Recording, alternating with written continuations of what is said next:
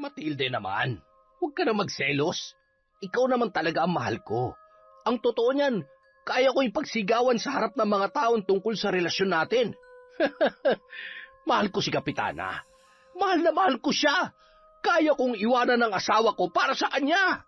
Ang karma nga naman kapag naningil, akalain mo yan, siguradong ipinabarang yan ng asawa. Grabe din kasi si Kapitana, hindi na nahiya. Peh! Kurakot na nga sa pera, nagawa pa mangurakot ng asawa ng iba. Ang kapal ng mukha! Anong ibig sabihin nito? Isa kang demonyo ka? Ikaw ba may gawa sa akin nito? Ikaw ba?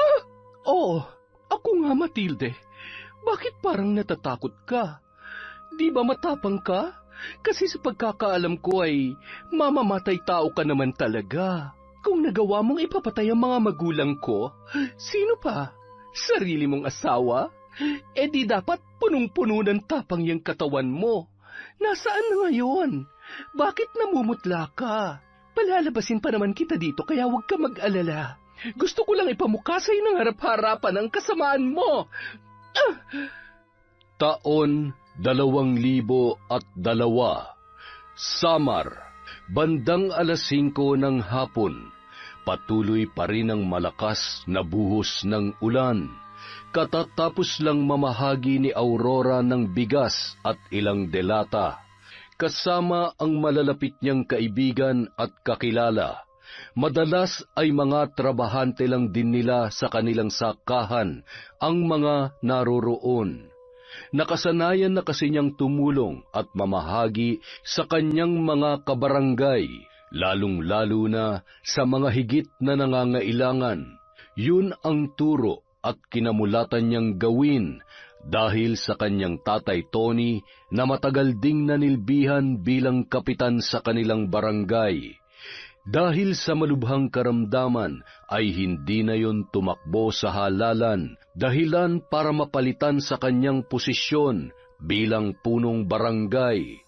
Patuloy pa rin ang pagseserbisyo sa kanyang mga kabarangay at ipinagpatuloy yon ni Aurora nang lumala na ang kanyang karamdaman. Malaki na ang pagbabago sa kanilang lugar mula nang umupo sa pwesto si Kapitana Matilde. Bagamat may mga kakilalang nakatataas na opisyal ay naluklok yon sa kanyang pwesto. Madali kasing naengganyo ang mga residente sa kanilang lugar na iboto ang babae kapalit ng pera at matatamis na pangako. Samantala, nang hapong yun, isang matandang lalaki ang nahuli sa pagpila sa ayudang bigas na ipinamamahagi nila Aurora. Kasama pa noon ang kanyang apo na kapansin-pansin na masama ang pakiramdam. Apo, sana'y may maabutan pa tayo. Kung hindi ka na sana nagpumilit na sumama, kanina pa ako nandito. Mukhang tapos na silang mabigay. Sorry po, Lolo. Natatakot po kasi ako mag-isa sa bahay. Baka paluin lang po ako ni Nanay. Ay, pasensya ka na, Apo. Hindi ko na rin maintindihan kung bakit nagkakaganyan ang nanay mo. Halika na at ayun na si Aurora. Tay, nahuli po kayo. Kumusta po? Akala ko'y hindi na kayo darating. Heto po, ipinagtabi ko na po kayo. Onyok, kumusta ka na? Naku, ay nauubo ka na naman. Tay, pwede niyo ho siyang patingnan sa center bukas para mabigyan ho siya ng gamot. Gamot? Ay, meron ba? Ilang beses ko nang sinubukan pero palagi namang wala o di kaya naman ay ubus na raw.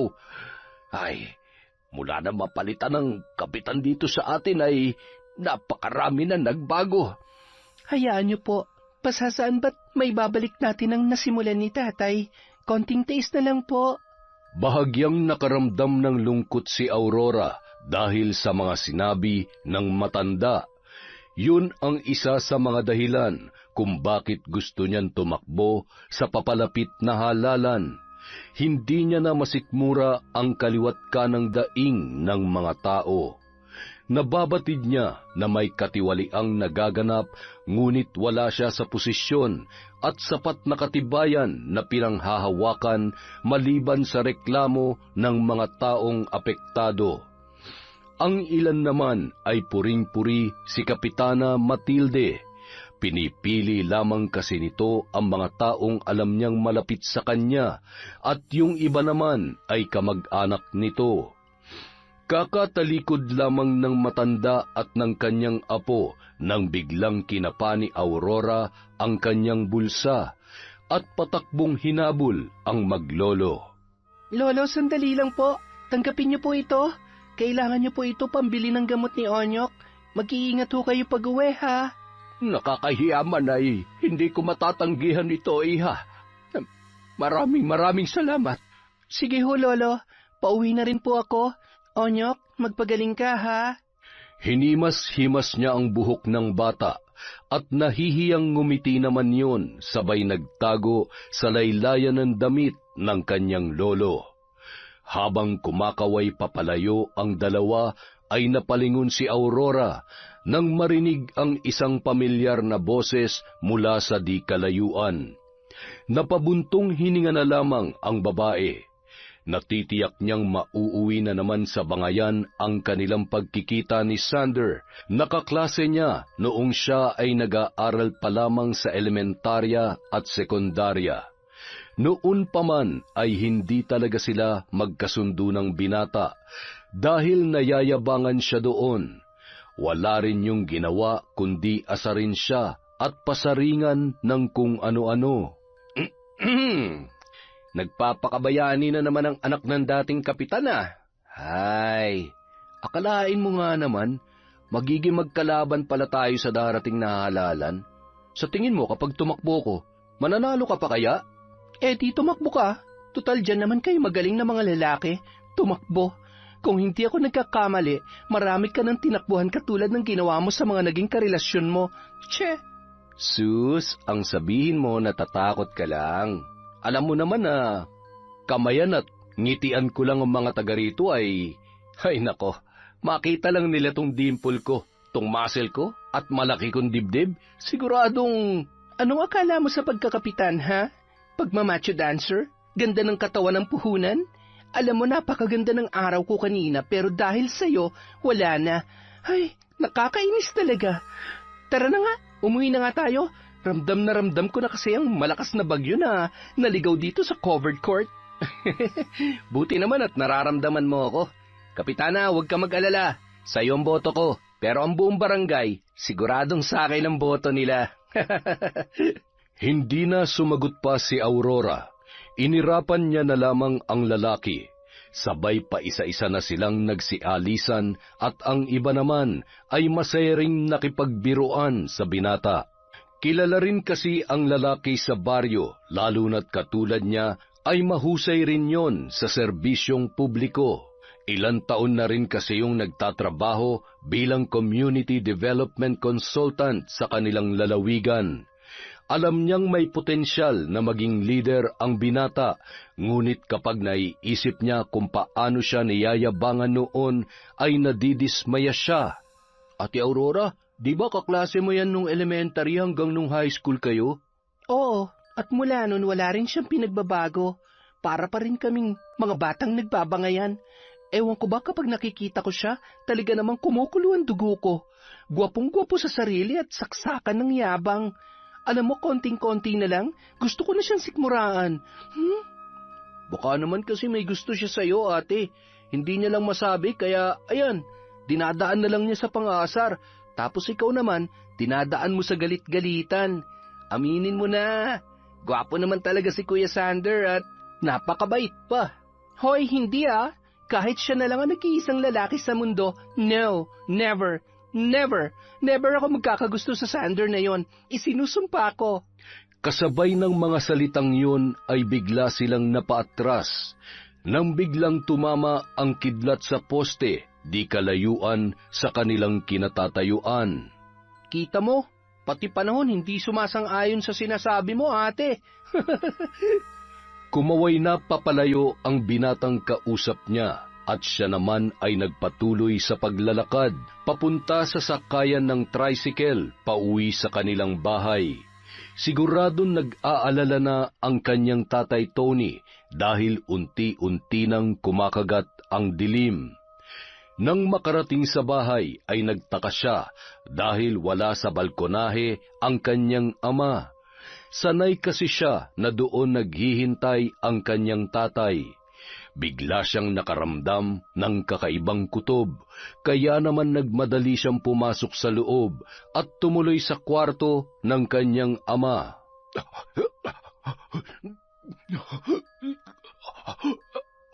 Anak! Tay! Tay! Ano nangyayari? Diyos ko, tulong! Tulungan niyo ako! Tay, hawakan niyo tong rosaryo. Huwag kang susuko, Tay.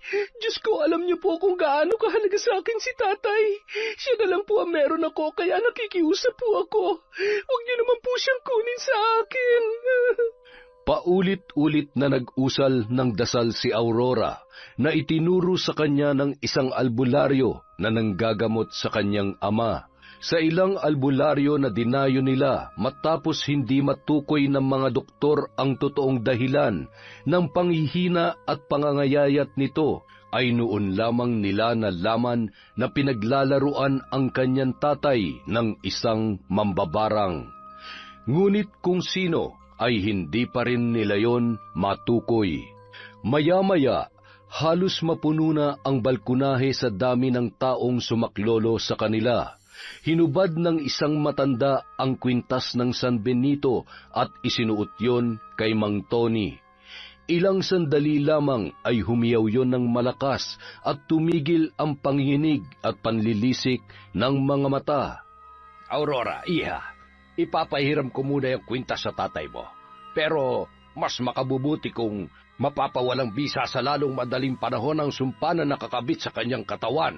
Mahirap kalabanin ng mga taong may itim na kapangyarihan. Hindi sila titigil hanggat hindi napupuruhan ang kanilang biktima hanggang sa tuluyan nilang pagkaitanyo ng buhay. Kung gusto mo ay may isang tao kong kilala na makakatulong sa iyo kung paano mapapagaling ang tatay mo. Kung gusto mo, sasamahan kita sa Biyernes. Damit lamang ng biktima ang kailangan nating dalhin. Isa pa, mas maganda kung malalaman at malalabanan natin kung sino may kagagawan nito. Maraming salamat ho, Tatang. Kahit gaano kalayong albularyo makakapagpagaling kay tatay, pupuntahan ko po. Maraming salamat ho sa tulong ninyo. Walang anuman. Sino pa bang magtutulungan kundi tayo-tayo lamang? Nung malakas pa siya ay nariyan siya para tulungan kami. Kaya sa ngayon ay ibabalik namin yon sa inyo mag-ama sa paraan na alam namin. Samantala, nayayamot naman si Matilde habang nakikipag-usap kay Levi na noon ay kararating lamang mula sa bahay ng isang mangkukulam na binabayaran nila kapag may gusto silang ipatira. Alam mo, masyado talaga nagpapabango ang babaeng yan sa mga tao. Akala niya naman matatalo niya ako. Ay, siya nga pala, anong balita? Areglado na po, Kapitana. Wala ka nang poproblemahin pa. Siguradong natataranta na ngayon si Aurora. Mabuti naman. Kapag nawala na si Tony, mawawala na siya ng gana sa lahat at siguradong hindi na siya maglalakas loob pang tumakbo. Kahit tumakbo pa siya, wala naman siya mapapala. Ikaw pa rin ang mananalo. Sisiguraduhin natin yan. Paano? Uuwi na ako at siguradong magtataka na naman ang asawa ko kapag ginabi ako. Pakis nga muna para maibsan naman ang pagod ko. Dahil ginalingan mo sa utos ko, sige. Ay, teka, wala bang tao? Baka may makakita sa atin at alam mo na, walang pwedeng makaalam dahil masisira ang pangalan ko. Masayang-masayang lumabas ng tarangkahan si Levi, ang driver at utusan ni Kapitana Matilde. Maging noong buhay pa ang asawa nito ay matagal na silang may patagong relasyon ni Levi. Kinaumagahan, nagising si Aurora na nakatungo sa higaan ng kanyang tatay Tony habang hawak-hawak pa rin ang kamay noon. Tay, kumusta ang pakiramdam nyo? Marahan lamang tiningnan noon ang maamong muka ni Aurora. Nababakas sa muka ng dalaga ang labis na pag-aalala. Ngunit ang mas ikinababahala niya ay ang makita na mas lalong lumala ang kalagayan ng kanyang ama. Nung mga oras na yun, napansin niya ang malaking tiyan ng kanyang tatay at hindi na rin makapagsalita. Tumalikod na lamang siya at lumabas sa pinto ng kwarto. Napaupo yun habang nakasandal sa dingding. Doon ay tuluyan niyang pinakawalan ang mga luha habang pinipilit hinaan ang kanyang paghikbi. Pinahid niya ang luha gamit ang kanyang mga palad at inayos ang kanyang sarili nang may marinig na boses mula sa labas ng kanilang bahay. Tao po! Tao po! Aurora? Tony! Magandang umaga! Ay, si Kapitana ba yun? Ano na naman kayang... Ay... Sinilip muna niya ang kanyang tatay Tony, sabay iniayos ang ilang kalat bago lumabas sa kanilang bahay. Magandang umaga ho, Kapitana. Napadalaw ho kayo. Tuloy po, pasensya na ho, kagigising ko lang. Nabalitaan ko kasi ang nangyari sa tatay mo kagabi. Kumusta na siya? Nagluto rin kasi ako ng lugaw ngayong umaga. Ipapamahagi namin sa sentro. Alam mo naman na ayaw ko nagugutom ang ating mga kabarangay. Heto, nagdala ko para sa inyo mag-ama. Gusto ko rin siyang kumustahin ng personal eh. Alam mo naman, kahit papano'y naging malapit kami magkaibigan ng nanay mo, kaya kahit abala ko ay gusto ko pa rin tuparin ang pangako ko sa kanya bago siya sumakabilang buhay. Natitingnan-tingnan ko kayo dito.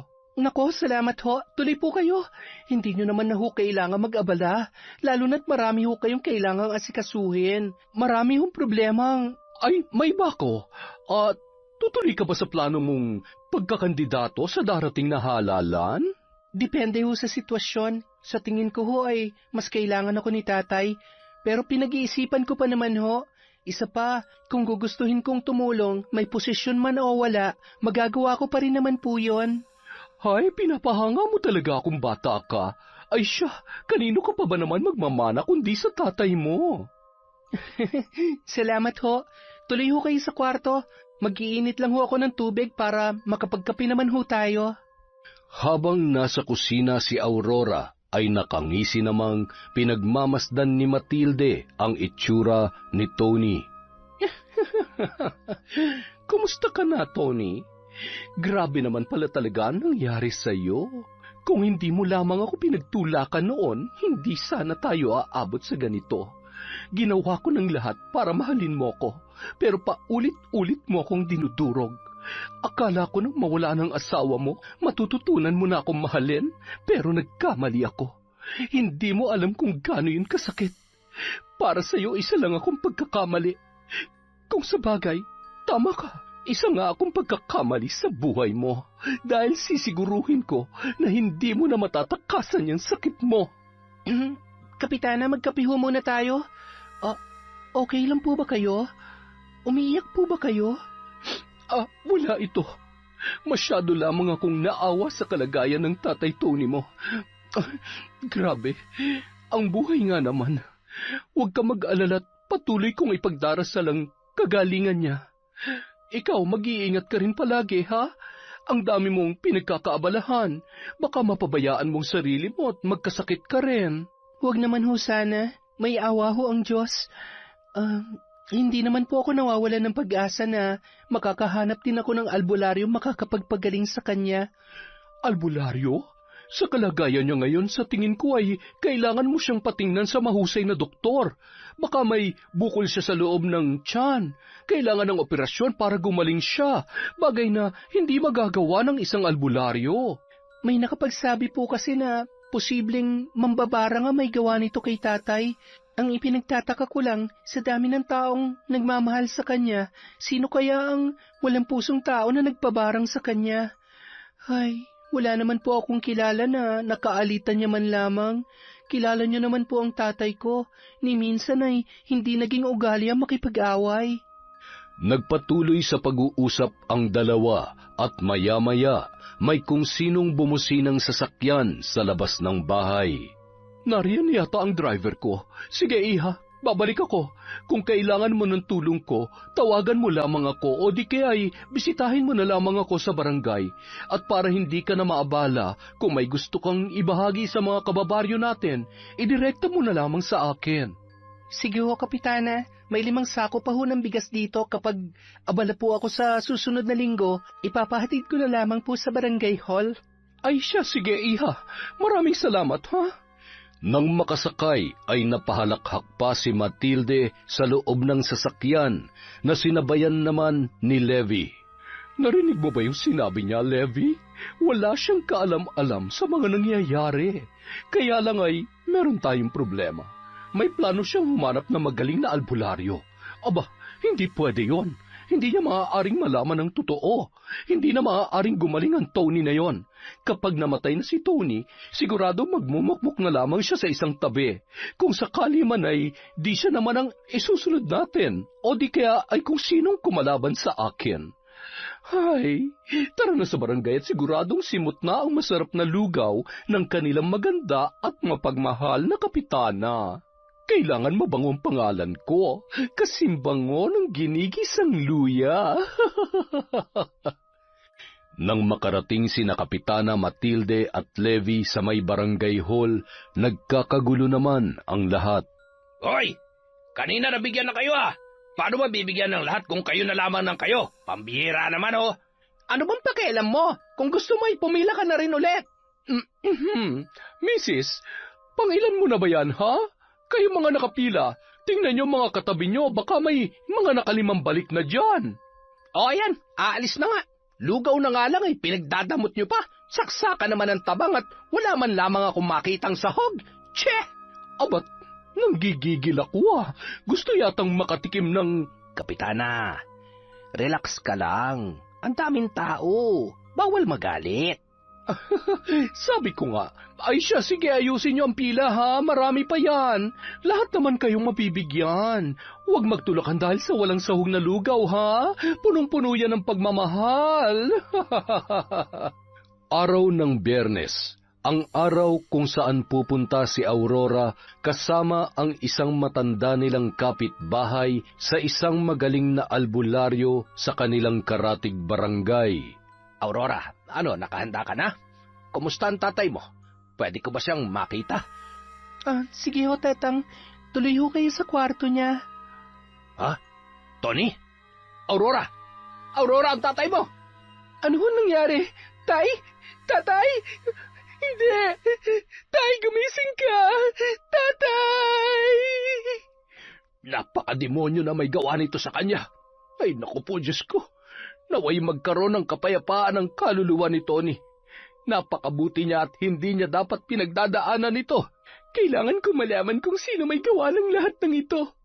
Bibigyan ko ng katarungan ang pagkamatay mo. Mahal na mahal kita, tatay. Nang malaman ng mga tao ang nangyari kay Mang Tony ay hindi maitago ang lungkot sa buong baryo. Mula sa unang araw ng burol hanggang sa huli ay walang humpay ang pag-abot ng tulong ni Kapitana. Mula sa tolda, mga upuan at mesa na ginagamit ng mga nakikiramay. Alam mo ba, ang sabi binarang daw si Mang Tony. Kawawa naman. Walang awa at siguro'y malaki ang inggit sa katawan na may gawa nun sa kanya. Hoy, ano ba naman kayo? Wala ba kayong respeto sa patay at dito kayo nagkakalat ng chismis? Mas mabuti pang ipagdasal nyo na lamang yung tao, hindi yung ganyan. Kapitana, sino pong ipagdadasal namin? Yung nagpabarang po ba o si Mang Tony? Buti pa siguro ay sama nyo ng sarili nyo. Baka sakaling maituwid pa yung pagiging chismosa nyo. Ay! Matapos ipatong ang mga dalang kape at tinapay sa isang mesa, agad naman nung nilapitan si Aurora. Aurora, iha, kumusta ka? Kumakain ka ba? Ilang araw pa lang nawala ang tatay mo ay kitang-kita na ang binagsak ng katawan mo. Salamat ho sa tulong niyo, Kapitana.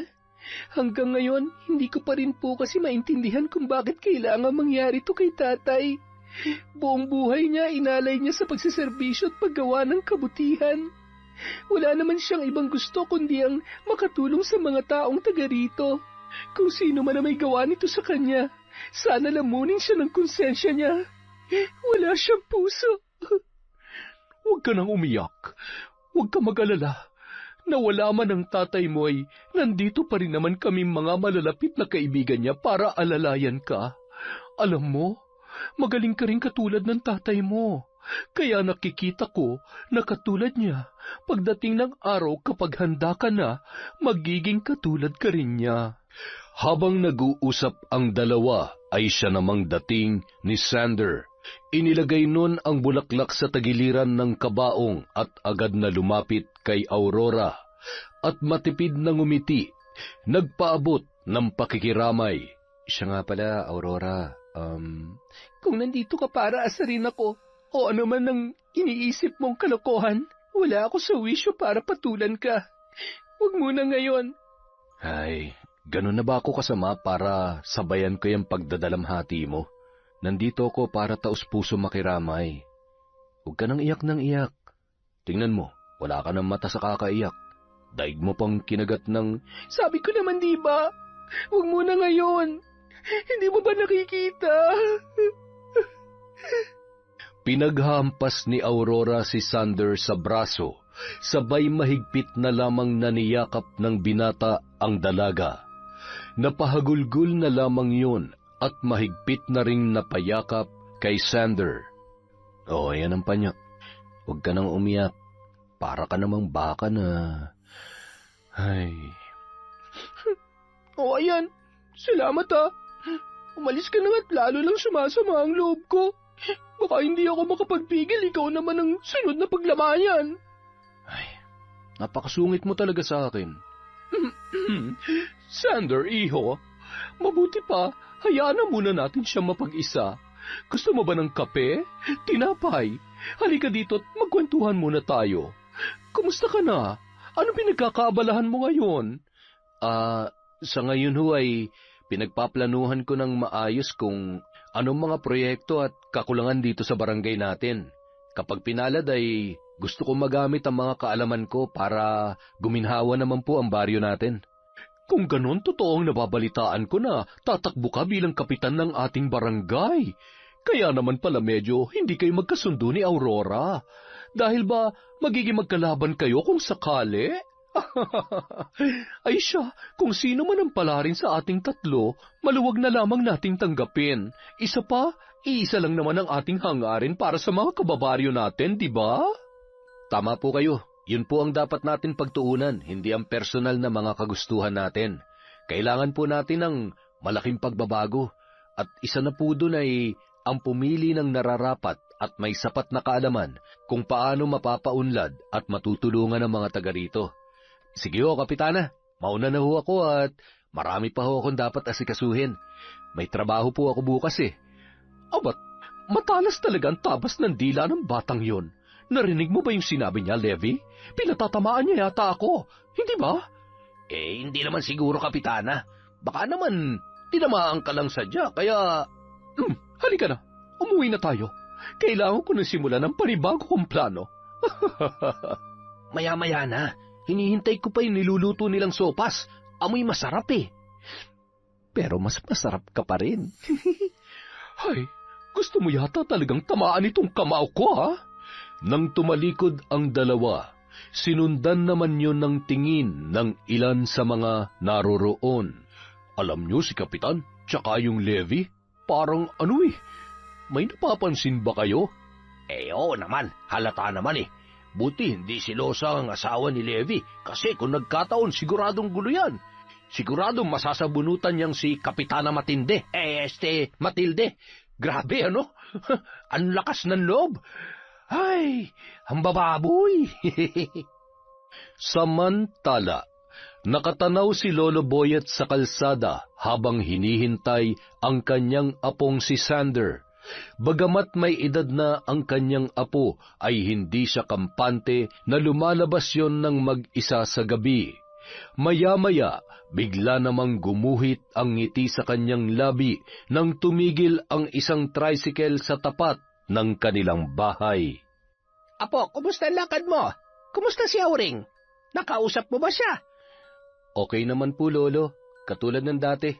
Kailan ba naman kami hindi nagbangayan? Pero ayos naman po siya. sa unang pagkakataon, napayakap po siya sa akin. Ay, naaawa ako sa kanya. Gusto ko sanang... ewan. Ang hirap naman po kasi, Lolo eh.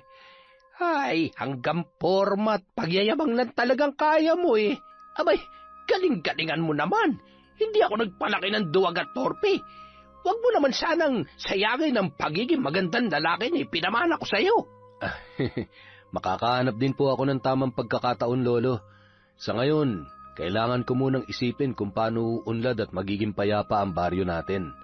Madali lang kulayan yung plano mo. Simple lang naman. Ipanalo mo ang laban mo bilang pinakapogi at maaasahang kapitan sa baryong ito. Hanggang si Matilde ang nakaupo. Ay nako, wala. Wala ng pag-asang umasenso pa ang baryo natin. Siya lang ang magpapasarap sa buhay at magpapayaman. Ay nako, Matilde, matinding-matindi ang pangangailangan sa pera at pakitang tao lamang. Ay, mga tao nga naman, sanay na sanay bumoto ng mga kandidatong dalawa ang muka. Oh, tubig, Hulo. Huwag niyo masyadong inaalala yung mga walang kwentang bagay. Magtiwala lang kayo sa apo niyo at mangyayari ang lahat ng mga magagandang plano ko dito. Kaya lang, mukhang ito naman ang pwedeng maging dahilan kung bakit posibleng lalo kami magkalabuan ni Aurora. Ay, kota-kota ka na nga eh. Kuhang-kuha mo na ang inis ni Aurora. Sana yung puso din. Pero huwag ka mag-alala. Kung kayo ay para sa isa't isa, ano man ang mangyari, magtatagpo at magtatagpo kayo sa parehong pahina ng buhay ninyo. Tandaan mo yan, apo. Siya. Matutulog na ako't maaga pa ako maglalakad bukas. Kailangan ko ring maging malakas at hihintayin ko pa makita ang apo ko sa inyo ni Aurora. Kapag ako nainip, ako na mismo magsasabi sa kanya. Lolo, yan ang huwag niyong gagawin. Samantala, nasaan na? Nakakuha ka na ba ng damit ni Sander? Ibigay mo na sa akin. Ayos na. Inihatid ko na rin kay Tanda. Nanghihingi na rin ng bayad. May utang ka pa raw sa kanya. Ay, para naman siyang hindi babayaran. Hayaan mo't bukas o sa makalaway, ihahatid natin ang bayad. O siya, sige na. Umuwi ka na sa asawa mo. Ay, teka. Wala man lamang bang pakonsuelo dyan? Tigilan mo nga ako. Huwag ngayon. Marami pa akong gagawin. Doon ka muna sa asawa mo magpalambing.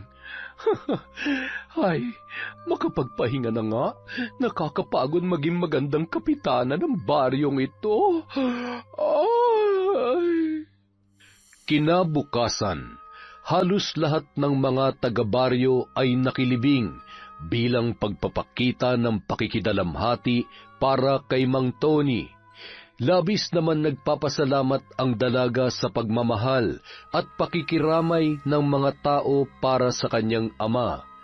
Matapos ang libing at nang maiwan siyang mag-isa sa kanilang bahay, ay doon mas naramdaman niya ang lungkot.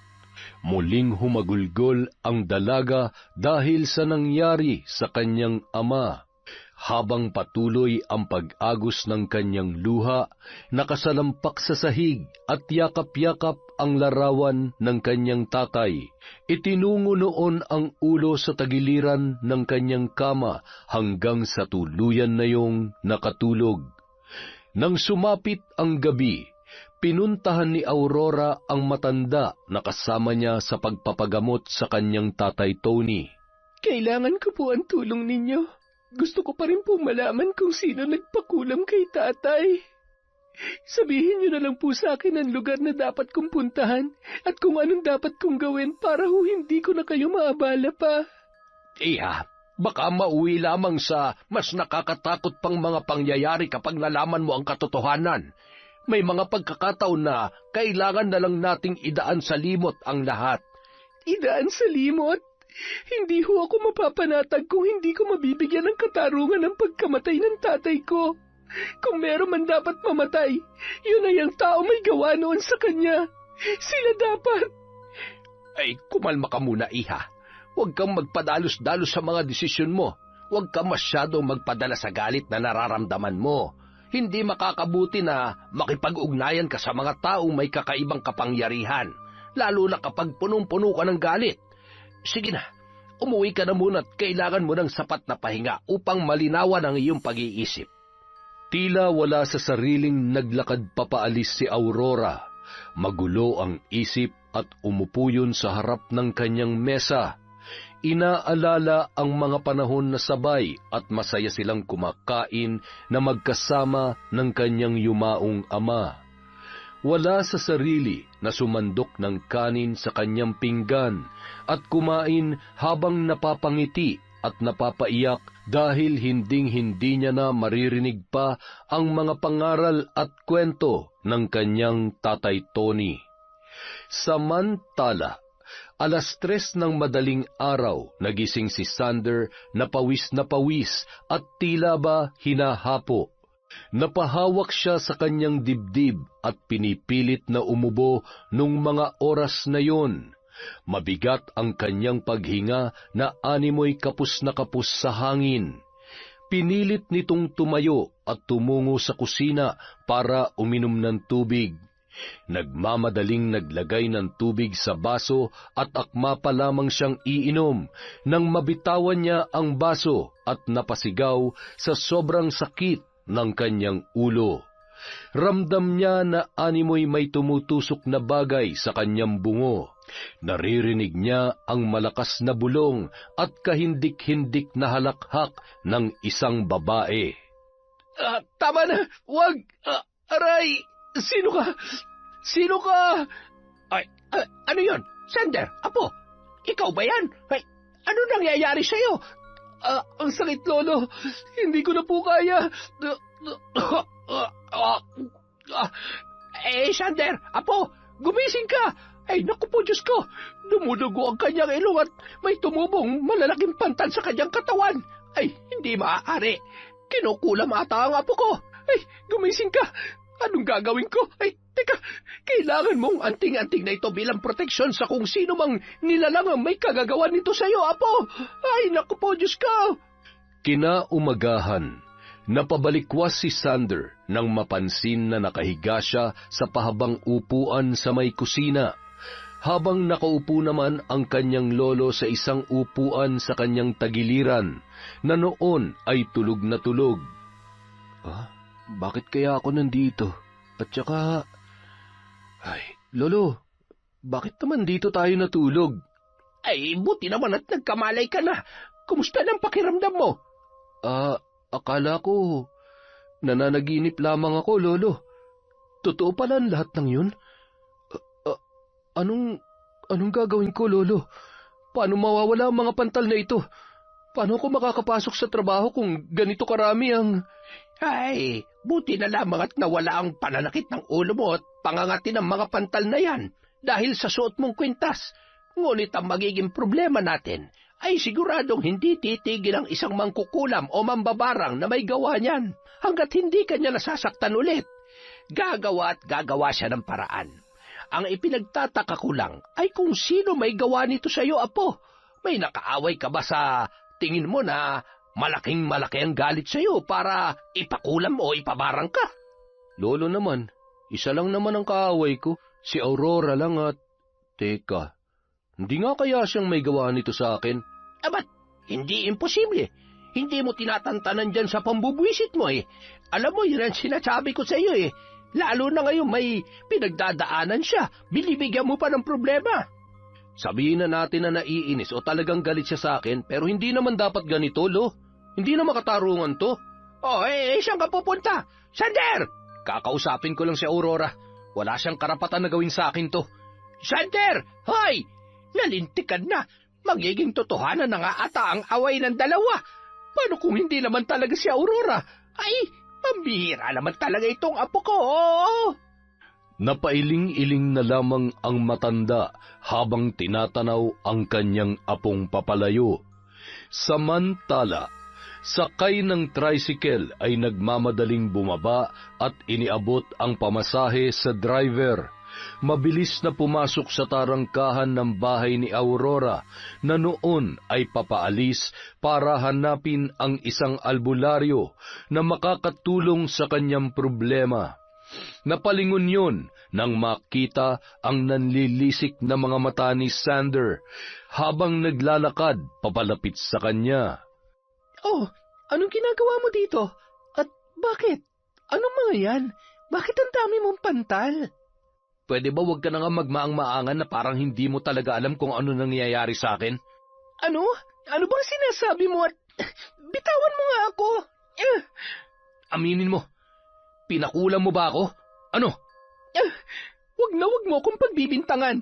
Mukha ba ako mangkukulam o mambabarang? At bakit naman kita ipapakulam? Bakit kita paglalaanan ng oras? Pwede ba ang dami ko nang iniisip kaya wag mo nang dagdagan pa? Unang-una, wala akong pakialam sa'yo kahit pa araw-araw mo na lang akong binubwisit. Ganun ba ako kasama para gawin ko sa'yo yan? At saka, pwede ba sa susunod kung susugod ka sa bahay ko, siguraduhin mo muna naghilamos o nagsipilyo ka? Umalis ka na nga, may lakad pa ako. Kailangan ko malaman kung sinong pumatay sa tatay ko. Pumatay sa tatay mo? Anong ibig mong sabihin? Binarang si tatay. Yung mga nangyari sa kanya, hindi normal na sakit yon.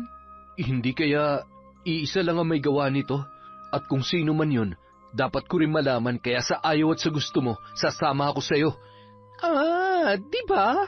Ang galing-galing mo na nga mambintang, puro ka pa tamang hinala at pala desisyon ka pa. Ay, maghilamos ka nga muna dun sa kusina at... Ay, baka hindi pa tayo nakakarating dun sa pupuntahan natin ay mahimatay na ako. Ay, sinalo mo na lahat ng kabwisitan ko. Ay! Napakaarte mo naman. Gwapo pa rin naman ako at... Oo nga no, nakalimutan ko nga yata mag-toothbrush kagabi Ibang pakiramdam ko sa mga nangyayari ngayon Sino nga bang mangkukulam sa baryong ito? At anong dahilan niya kung bakit ginagawa niya lahat ng ito? Habang naghihintay kay Sander, napakunot noo yun dahil ilang minuto na ay hindi pa rin bumabalik ang binata. Sinundan ni Aurora sa kusina ang binata at laking gulat na lamang niya nang makita niya yung nakahandusay sa sahig at wala ng malay. Sander! Hoy! Gumising ka! Kailangan ko humingi ng tulong! Agad na lumabas ang dalaga at humingi ng saklolo. Ilang sandali lamang ay nagsipuntahan na ang mga kapitbahay upang siya ay tulungan. Nang bahagyang magkamalay yun ay napagpasyahan na munang ihatid ni Aurora sa kanilang bahay ang binata. Agad naman silang sinalubong ni Lolo Boyet na noon ay nagtataka kung bakit magkasama ang dalawa. Nakaakbay ang binata kay Aurora na animoy hinang-hina. Oh, ano nangyari? Magandang araw po, Lolo. Nawalan ho ng malay si Sander sa bahay. May pasugod-sugod pa po kasing nalalaman Ay, sasama po sana siya sa akin para puntahan yung albularyo sa Karatig Baryo. Mukhang hindi niya na po kayang bumiyahe sa ngayon. Ako na lamang po ang pupunta para makapagpahinga siya. Sasama ako.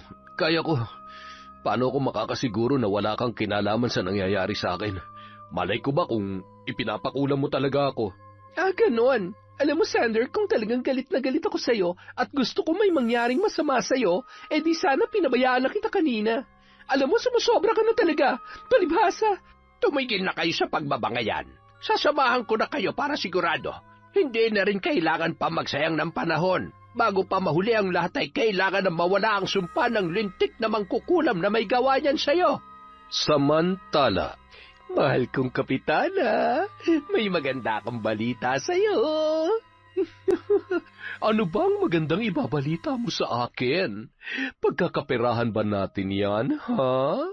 Hindi, pero siguradong matutuwa ka. Alam mo, balitang-balita ngayon na sinugod daw ni Sander si Aurora at pinagbibintangan na siya ng kulam sa kanya. Wala nga namang ibang mapagbibintangan dahil sila itong palagi nagkakainitan. Ang sarap sa pakiramdam na umaayon sa akin ang pagkakataon. Wala silang kamalay-malay sa aking maganda at matibay na plano. Wala sa kanila ni Aurora maaari makakuha ng posisyon na pinaghirapan ko. Dahil dyan, maaasahan ka talaga, Levi. Kaya mahal na mahal kita Sunod na ang Aurora na yon. Mahirap na baka biglang magbago pa ang isip niya. Ang gusto ko'y magmukha siyang baliw sa harap ng mga tao para hindi halata. Sino naman ang boboto sa isang maganda nga kaya lamang ay may tama naman sa utak? Napakatalino mo talaga, Kapitana. Siya, Sabihin mo lang kung anong dapat kong gawin. Kahit ano'y kaya kong gawin, basta masaya ang Madam Baby ko.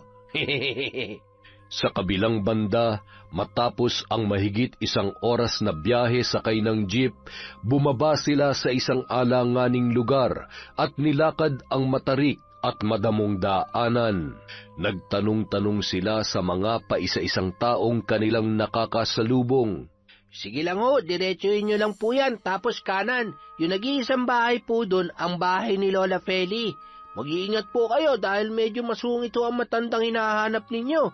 At saka, marami yung nagsasabi na hindi lamang siya bastang-bastang albularyo. Ay, teka sandali. Ano bang ibig mo sabihin? Ay, basta po. Malalaman nyo rin ang ibig kong sabihin. Basta, may dahilan po kung bakit mas pinili niya manirahan sa liblib na lugar na yan. Sige po, basta mag-iingat po kayo ha. Ay, pambihira, nandito na tayo para maipagamot ang apo ko, pero mukhang lalo ata akong ninenervyos dahil sa sinabi ng binatilyong yun. Sigurado ka ba natutuloy pa tayo? Nandito na ho tayo. At saka, wala naman ho mawawala kung susubukan natin. Mas maigi nang hindi po tayo basta-bastang naniniwala sa kung anong sinasabi ng iba. Kahit naman po, nakakatakot o sabihin natin na masama ang matandang pupuntahan natin, nasisiguro ko na may natitira pa rin kabutihan sa puso niya para sa mga taong may respeto at lumalapit na may pagpapakumbaba. Kaya naman, Sander, para sigurado utang na loob, huwag mo na lang munang ibukay ang bibig mo at baka mapahamak pa tayo. Grabe ka naman, kaya ko namang ilugar tong bibig ko. Nagiging masama lang naman talagang tabas ng dila ko, depende sa kung sinong kaharap at kausap ko. Aba, dapat lang na ilugar mo yan. Dahil kapag nagkataon, hindi lang pantal at pananakit ng ulong mapapala mo. Balita ko, magaling manahin ang bibig si Lola Feli. Ay, Diyos ko, kaawaan ng dalawang ito. Hipan sana na magandang hangin ang mga ito para magkasundo na. Mukhang himala nga atang magkatuluyan sila at daig pa mga aso't pusa kung magbangayan. Napailing-iling na lamang si Lolo Boyet dahil sa wala pa ring humpay na pagtatalo ng dalawang kasama niya. Tumigil lamang ang mga yon nang matanawan na ang bahay na kanilang pupuntahan.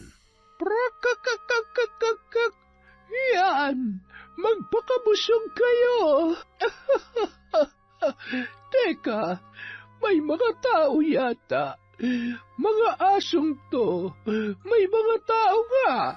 Tumago kayo dun sa silong. Wala nang tatahol, kung hindi ay malilintikan kayo sa akin. Bilis! Parang tao ang kanyang mga alaga na sumuot sa may katamtamang taas ng silong ng bahay ng matandang babae. Kapansin-pansin din ang 9 na itim na pusa na nasa balkonahe ng kanyang bahay. Nagkatinginan naman sina Aurora at ang maglolo habang papalapit sa kanila si Lola Feli.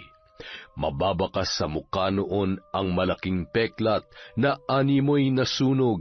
Maputing-maputi na ang buhok, ngunit ang tindig nito ay nagpapatunay na malakas pa rin ang pangangatawan noon. Blanko ang ekspresyon ng muka nang sila ay lapitan. Magandang araw po, Lola. Ako po si Aurora. Siya naman po si Lolo Boyet at ang apo po niyang si Sander. Nandito po kami para hingi ng tulong ninyo. Tumuloy kayo. Nararamdaman ko na ang lalaking ito ang biktima ng isang pipitsuging mangkukulam. Na isang pitik ko lamang ay kaya kong patumbahin, kaya wala kayong dapat ipag-alala. Ikaw naman, Iha, mas kailangan mo ako, hindi ba?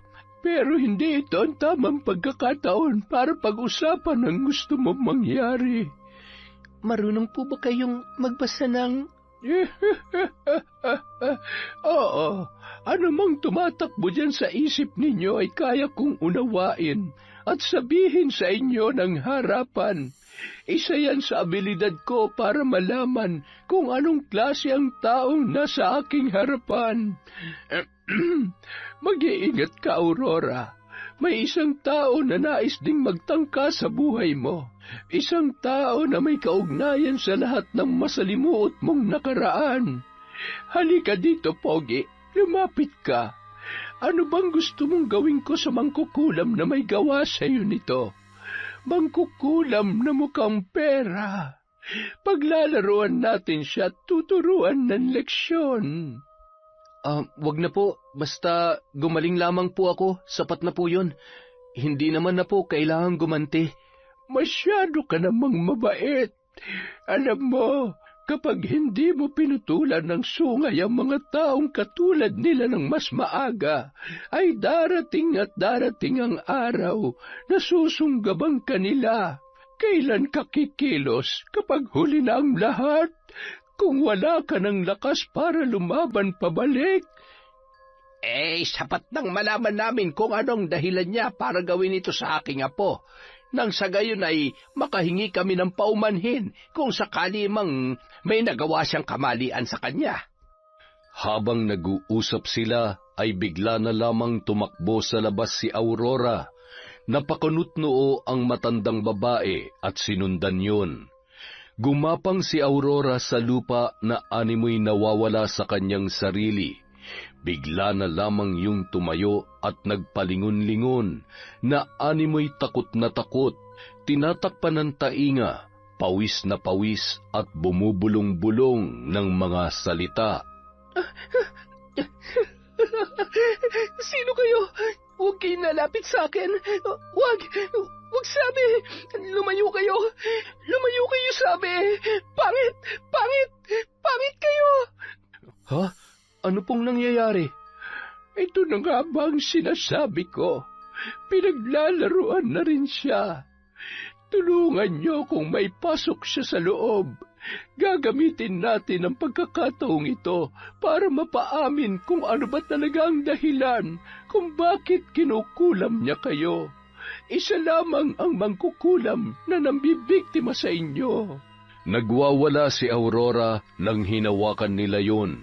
Patuloy sa pagpupumiglas at sadyang napakalakas.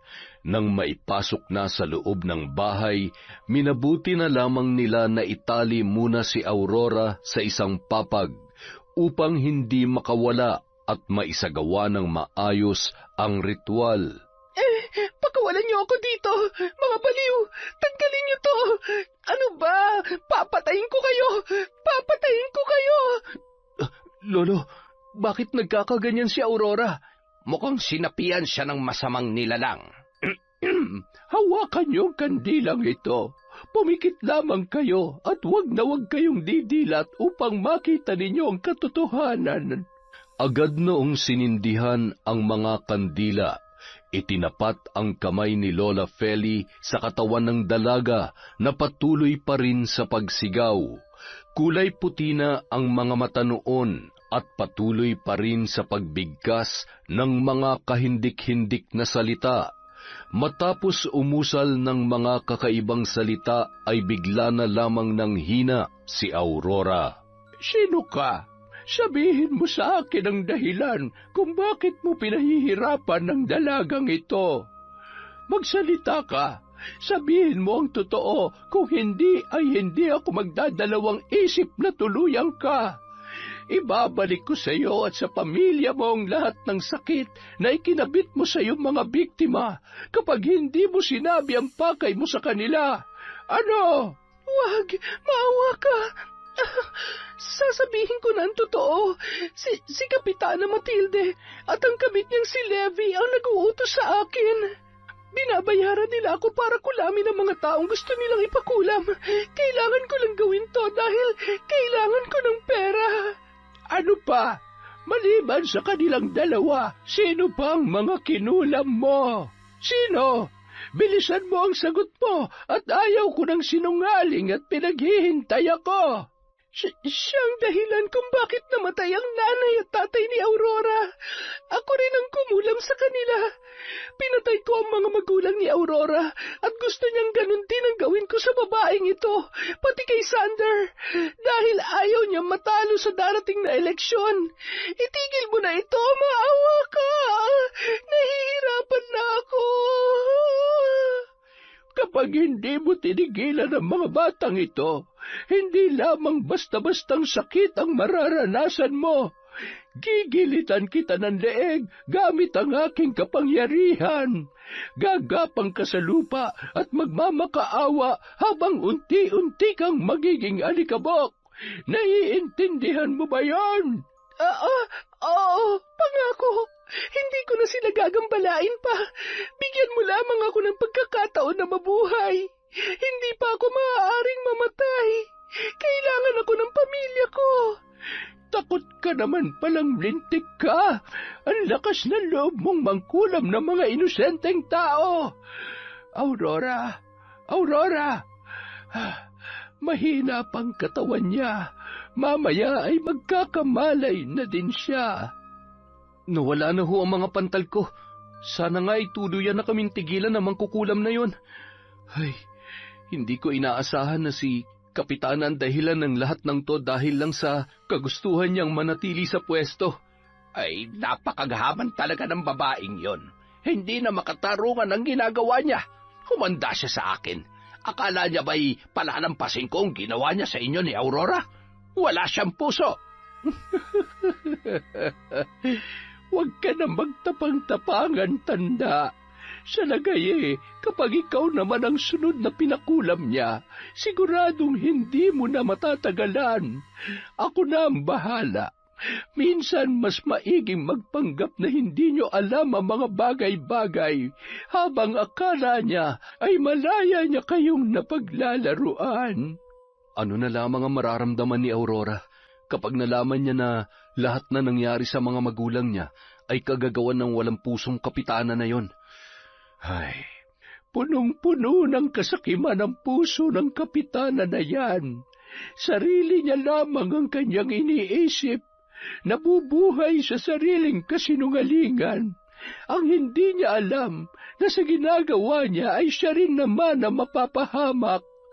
Kawawang Aurora, kapag napuno ng galit ang puso niya, siguradong magbabago ang kanyang kapalaran. Iwanan niyo muna sa akin si Aurora. Balikan niyo siya sa Sabado. Kailangan ko munang masiguro na malakas na siya. Mahirap na, lalo na't nag-iisa na siya sa buhay. Kailangan niya na makakausap upang maliwanagan sa lahat ng mga nangyayari.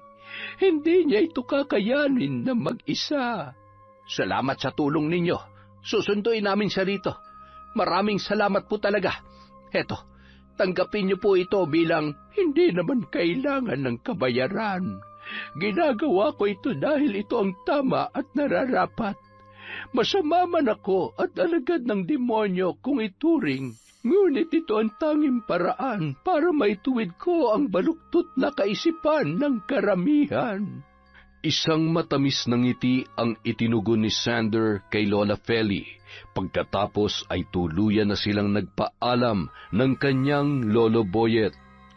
Kinagabihan, naririnig ni Aurora ang tinig na animoy may hineheleng sanggol. Ramdam niya rin ang haplos ng kamay sa kanyang buhok. Unti-unting minulat niya ang kanyang mga mata at bahagya pa siyang nagulat nang sumambulat sa kanyang muka ang nakakatakot na itsura ni Lola Feli. Buti naman at nagkamalay ka na. Kumusta? Masama pa ba ang iyong pakiramdam? Ano po nangyari sa akin? Nasaan po sina Sander at Lolo Boyet? Sander? Lolo? Huwag kang matakot, Aurora. Kailangan mo munang magpahinga.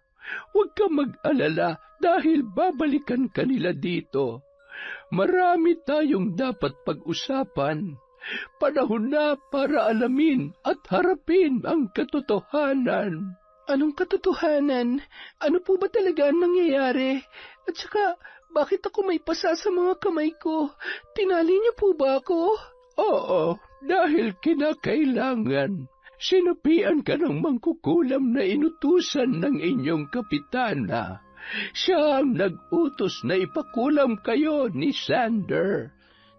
Ano? Siya ang nag-utos? Pero bakit? Bakit pati ako? Ano bang kasalanan ko sa kanya? Wala. Pero dahil sakim siya at tinik kayong dalawa sa plano niya, pagtatangkaan niya talaga ang inyong buhay. Hindi lamang yon. Alam ko na nais mong malaman kung ano talaga ang nangyari sa tatay mo, sa mga magulang mo. Pareho silang naging biktima ng Matilde na yon. Ang lahat ay nagmula dahil sa hindi masuklian ng iyong tatay ang kanyang pagmamahal. Nagtagumpay man siyang ipapatay ang nanay mo, ay bigo pa rin siyang maagaw ang lalaking gustong-gusto niya. Masyadong makati ang babaeng yon. Hindi lamang yon, nagawa niya ring ipapatay ang sarili niyang asawa. Ha? Hayop siya. Napakasama niya. Hindi ko maaaring palampasin ang ginawa niya sa akin. Ipaghihiganti ko sina tatay at nanay. Papatayin ko rin siya. Papatayin ko siya.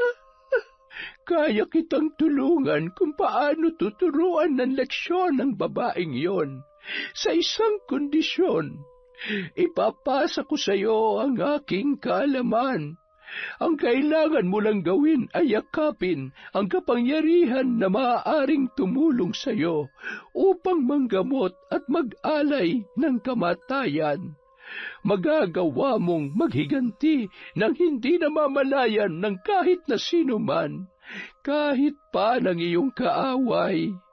Maaari mo rin siyang paikutin, papaniwalain at paglaruan hanggang sa malagot ang kanyang paghinga.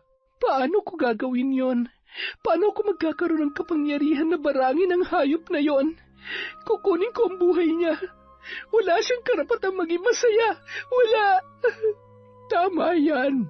Ang galit na yan ang magsisilbing daan upang buong puso mong mabigyan ng puwang ang kapangyarihan at kaalaman na magbibigay sa iyo ng lakas na puksain ang kademonyohan ng babaeng yon. Gusto mong gumanti, hindi ba? Sagutin mo ang tanong ko, Aurora. Gusto mo ba? Oo, gusto kong gumanti. Gusto ko siyang pagbayarin at patayin sa paraan na gusto ko. Nauwi sa kahindik-hindik na tawanan ang kanilang usapan. Si Lola Feli ay marami ng tinuruan ng paggamit ng itim na kapangyarihan, mga taong katulad ni Aurora, nababalot ng galit at hangaring makapaghiganti sa mga tao na mapang-abuso. Nang gabi ring yun, sinimulan ng matanda ang pagtuturo ng kanyang kaalaman, iba't ibang ritual ng pagtanggap at pag-aalay sa kanilang kinikilalang Diyos. Pagsapit ng 3 gabi, sa ilalim ng maliwanag na buwan, ay paliliguan niya ng dugo ng pusang itim ang dalaga, kasabay ng pag-usal ng mga salita na itinuro sa kanya ng matandang mambabarang. Matapos bigkasin ng mga yon, naramdaman niya ang kakaibang lakas at talas ng kaisipan. Magkasabay silang humahalakhak habang nakatanaw sa bilog na buwan. Isa ka ng ganap na mambabarang, Aurora. Maging maingat ka. Kailangan mong itago ang totoo mong katauhan. Alam mo naman ang mga tao. Pagkatapos ng lahat ng nais mong gawin, mas makikilala mo ang iyong sarili. Ikaw pa rin ang magpapasya ng iyong magiging kapalaran. Maaari mong gamitin ang iyong kaalaman na magligtas ng buhay at maningil ng may mga kasalanan. Pagsapit ng araw ng Sabado, sinundo ni Sander si Aurora. Bitbit ang isang itim na bag kung saan naroon ang aklat na ibinigay sa kanya ni Lola Feli. Masayang kumakaway yon papaalis. Nakalabas na sila ng tarangkahan nang bigla siyang lumingon at tumakbo pabalik. Mahigpit niyang niyakap ng patalikod ang matandang babae at muling nagpasalamat. Babalik po ako dito. Babalikan ko po kayo pagkatapos ng lahat ng ito. Hihintayin ko ang pagbabalik mo, Iha.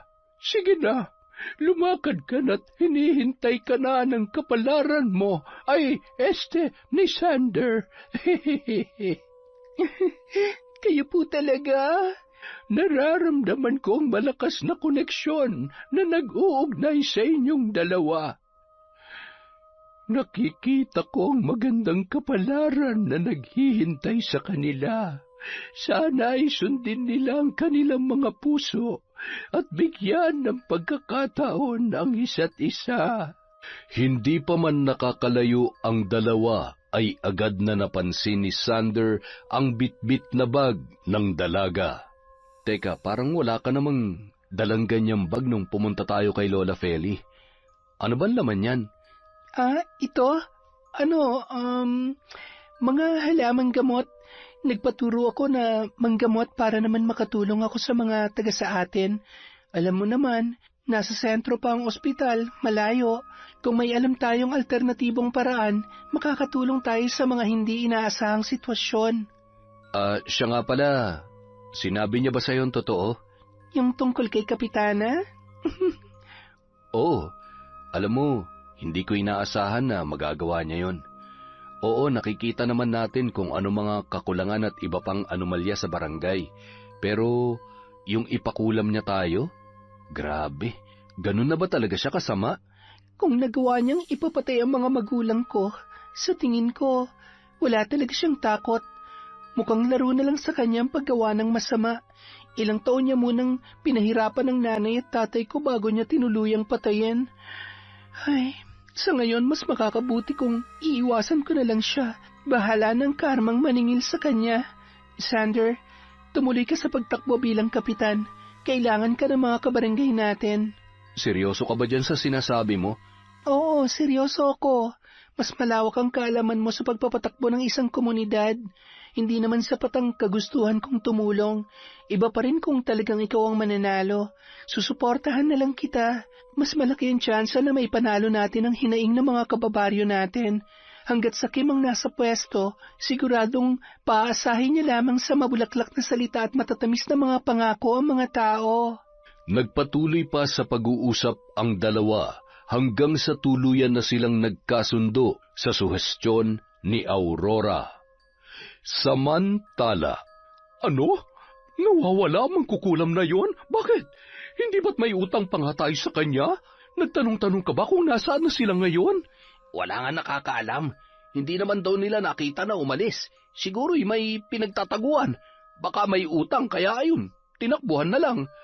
Ay, humanap ka na mas magaling na mangkukulam, mambabarang, o kahit ano. Basta yung maaari nating utusan. Siya nga pala, may balita ka na ba kay Aurora? Nasa bahay na ba siya?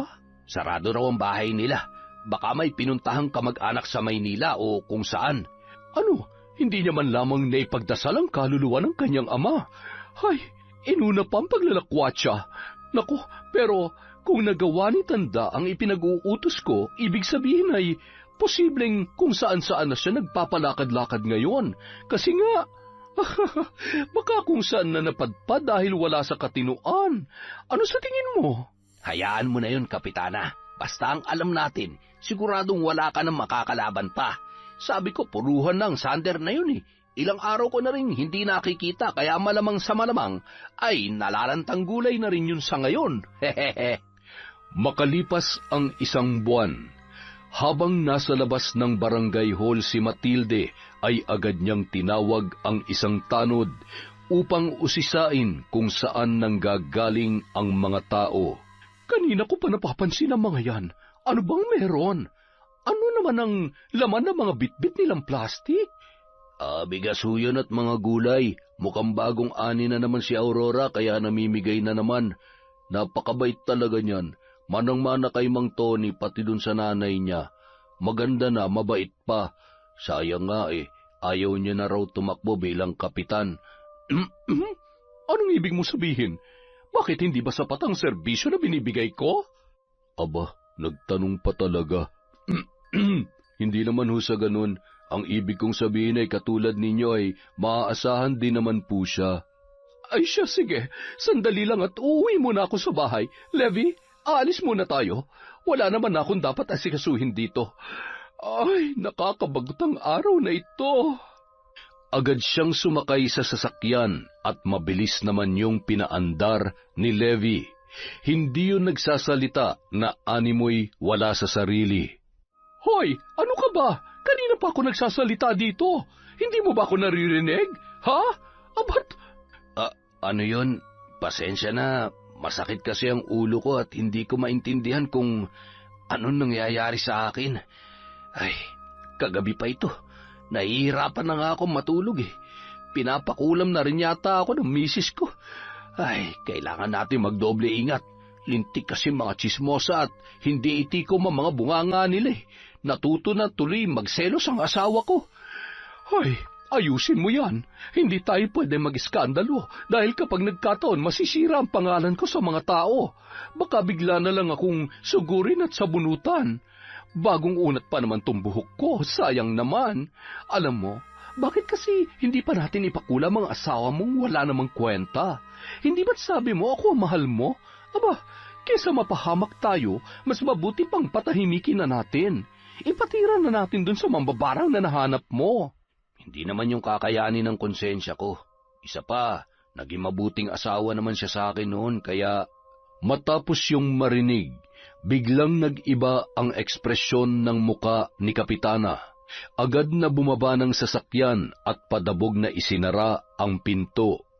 Patakbong hinabol ni Levi sa loob ng bahay dahil natitiyak niyang nagselos lamang yon sa kanyang mga sinabi.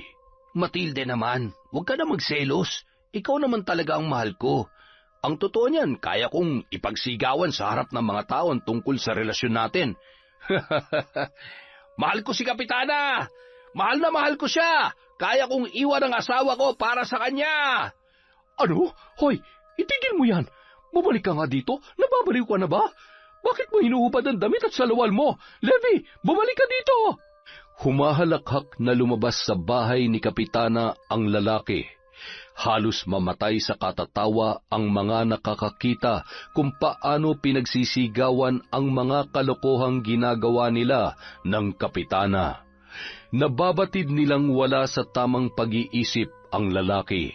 Ang karma nga naman kapag naningil. Akalain mo yan? Sigurado pinakulam na yan ang asawa. Grabe din si Kapitana, hindi na nahiya. Pwe, kurakot na nga sa pera, ay nagawa pang mangurakot ng asawa ng iba. Ang kapal ng mukha! Kinagabihan, umuwi si Levi sa kanilang bahay. Nakaempake na ang kanyang mga gamit. Tiningnan niya ang kanyang sarili na noon ay napakadungis at walang saplot. Tiningnan niya ang asawa niya na noon ay nagtitimpi sa labis na galit. Wala ni isang sinabing salita, galit na binitpit ang gamit at sumakay sa kotse nito at agad na pinaandar yon. Kakaarangkada lamang ng sasakyan nang biglang inatake sa puso si Levi. Ikaw ang pinakamalakas na galamay ni Matilde, kaya ngayong wala ka na, tuluyan na siyang mapipilayan. Wala na siyang katuwang sa paggawa ng kasamaan. Bago tuluyang umalis sa baryong yon ang asawa ni Levi, tumigil muna yon sa tapat ng bahay ni Matilde. Agad na pumasok sa tarangkahan at dumiretso sa kabahayan. Nadatnan niyang kumakain ang Kapitana na tila ba wala sa sarili. Agad na dinampot ng asawa ni Levi ang mangkok na may sabaw at ibinuhos yon sa muka ni Matilde. Pagkatapos ay ngumisi at pinagsasampal bago umalis. Ni hindi man lamang nakaganti si Kapitana, lalo na't mas malaki at mas malakas sa kanya ang babaeng yun. Hayop ka, Levi! Ang bobo mo kasi! Inutil! Kasalanan mo ito! Paano na ako haharap sa mga tao? Sirang-sira ng pangalan ko! Ay, buisit! Agad siyang tumungo sa kanyang kwarto at doon humagulgol. Gulong-gulo ang kanyang isipan at nadidismaya sa mga nangyayari. Wala na ba akong karapatang maging masaya? Sa paraan na gusto ko? Ito na ba ang kabayaran sa lahat ng mga kasalanan ko? Ito na ba? Samantala, Sa isang may katamtamang laking mesa, nakatayo ang iba't ibang kulay ng kandila at nakalapag ang isang libreto. Maraming mga matatalim na bagay at iba't ibang garapon na naglalaman ng mga halamang gamot at bote na may lamang pinaghalo-halong parte ng katawan ng hayop, at yung isa naman ay sisidlan ng mga insekto. Pinitik ni Aurora ang isang garapon at nag-usal ng orasyon. Bigla na lamang lumutang ang mga malalaking higad. Pinagapang yon ng babae sa kanyang braso habang binubulungan ng kakaibang mga salita.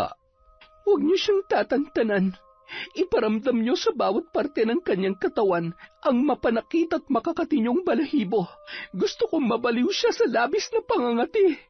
Hinipan ni Aurora ang mga itim na higad ng 3 beses at pagkatapos ay naglaho ang mga yon na parang bula.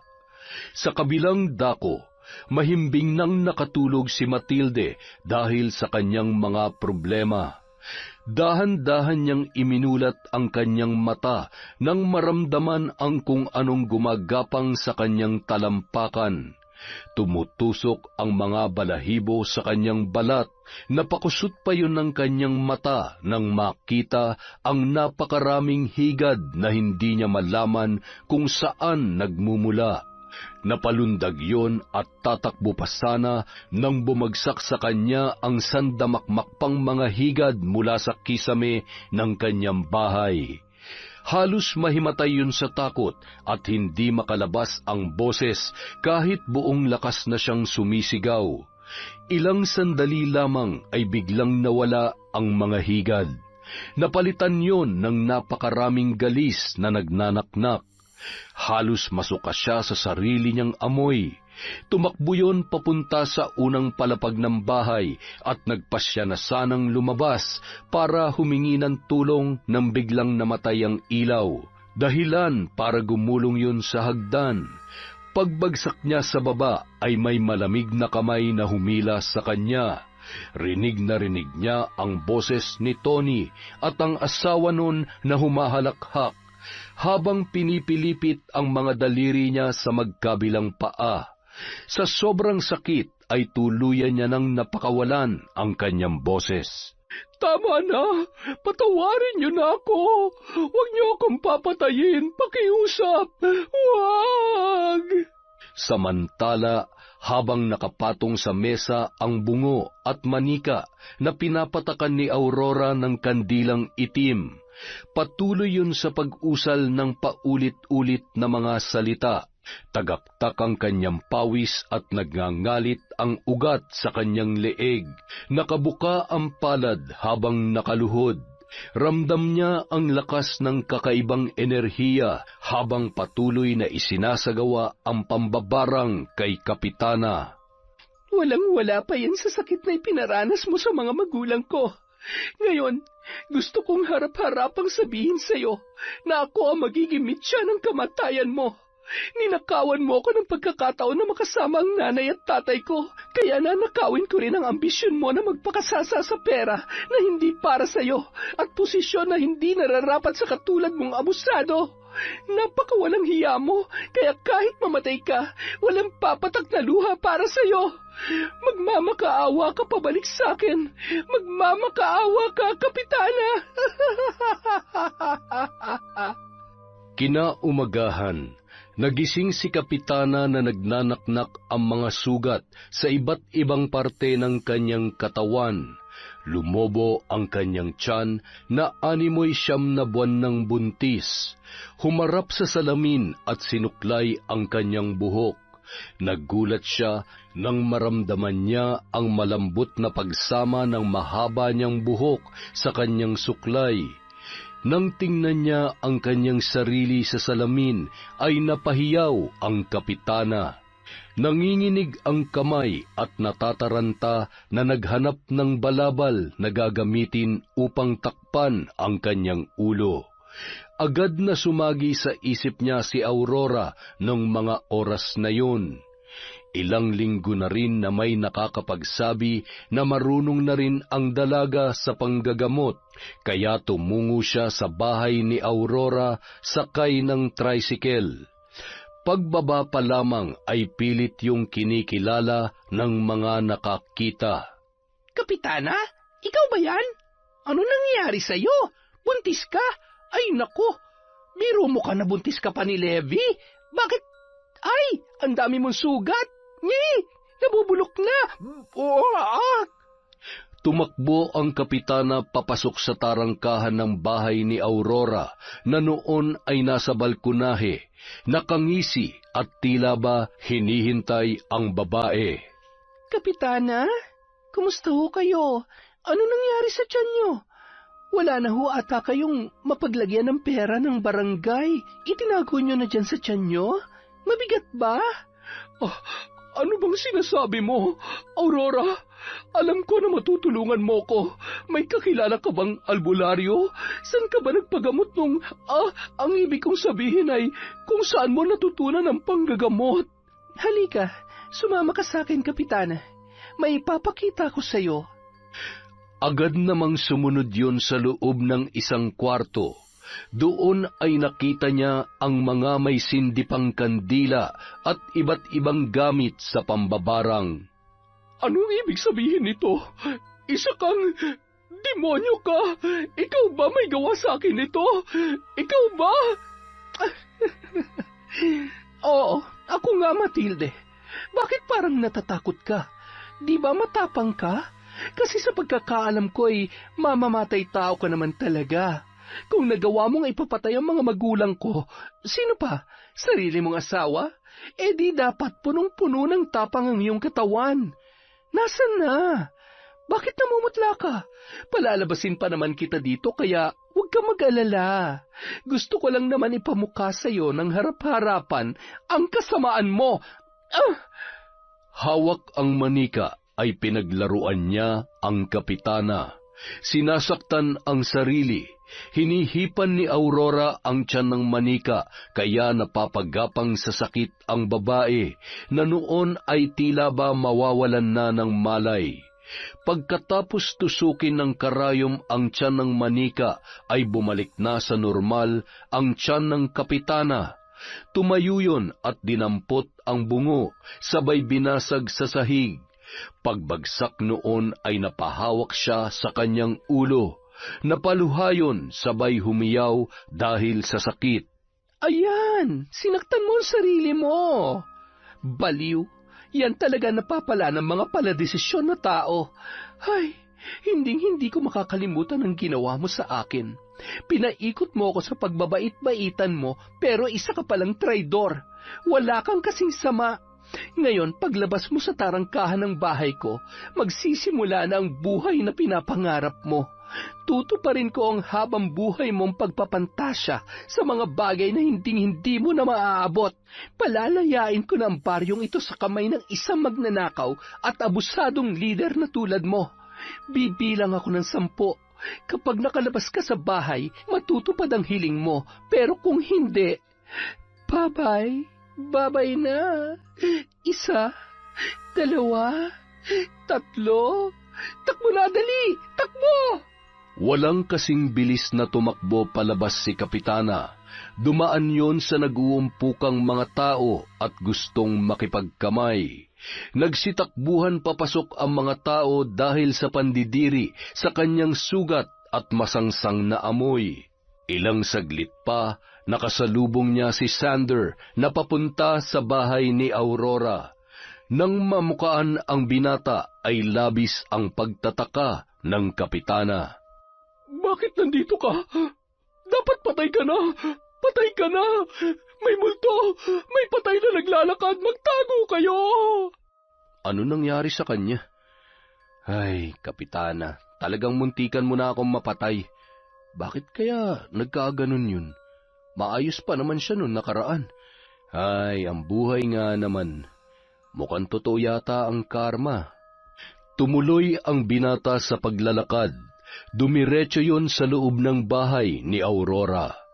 Mula sa isang silid ay naririnig niya ang pagbulong ng dalaga ng mga salita na hindi niya maintindihan kung ano ang ibig sabihin. Hawak ni Aurora ang isang kandilang itim at ang libreta. Nanlaki ang mga mata ni Sander sa kanyang nakita. Agad niyang nilapitan yon at niyakap ng mahigpit. Anong ginagawa mo, Aurora? Ito bang natutunan mo maliban sa panggagamot? Tinanggap mo ang pagiging mambabarang para gumanti kay Kapitana at kay Levi? May kinalaman ka sa nangyari sa kanila? Bitawan mo ko. Oo, dahil kailangan kong gawin yon para mabigyan ng katarungan na nangyari sa mga magulang ko. At saka, hindi naman siya kawalan sa baryong ito. Siya ang salot sa baryo natin. Isa siyang buhaya. Mamamatay tao siya. Naiintindihan kong nasaktan ka. Galit ka at gusto natin maging maayos ang baryong ito. Pero hindi mo naman kailangan gumanti. Kasalanan sa Diyos ang ginawa mo. Nagpasakop ka sa galit at gumamit ka ng itim na kapangyarihan. Makinig ka sa akin, Aurora. Huwag kang magpapatali sa galit na nararamdaman mo.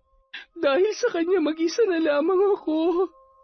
Kinuha niya ang buhay ng nanay at tatay ko. Nandito pa ako. Kami ni Lolo. Nandito kami para sa'yo.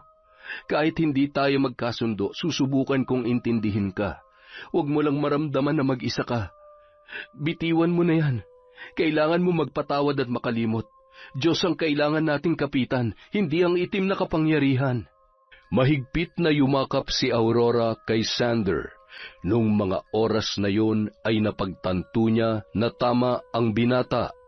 Dahil sa sakit at galit nakagawa rin siya ng kasalanan. Yun ay ang paggamit ng kapangyarihan ng dilim upang makamit ang hustisya na hinahangad niya para sa kanyang ina at ama. Kasama si Sander ay ibinalik ni Aurora ang gamit sa pambabarang kay Lola Feli at maluwag namang tinanggap yon ng matanda at pinalaya siya sa itim na kapangyarihan. Magkaiba man ang paniniwala, mula nung araw na yon ay itinuring niyang pangalawang ina ang matandang si Lola Feli. Naging takbuhan niya yon sa tuwing nakakaramdam ng pangungulila, lalong-lalo na ang maglolong sina Sander at Lolo Boyet.